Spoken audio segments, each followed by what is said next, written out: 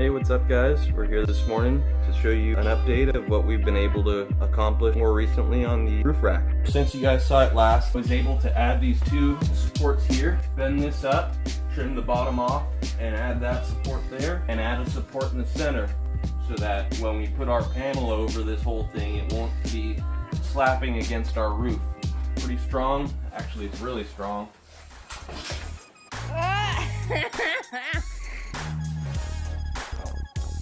Ooh, that's like that smart car chassis. So this cross brace wasn't here the last time that we did this video. This cross brace you saw in the last video, we had just put these on, and then this is new as well. We're not sure whether we're gonna do diamond plate or not, but it's really heavy, lightweight. Light like me. So as you guys can see, we got a full radius bend going on here. We decided to go with that because it matched the lines of the body of the car. I can always cut that out.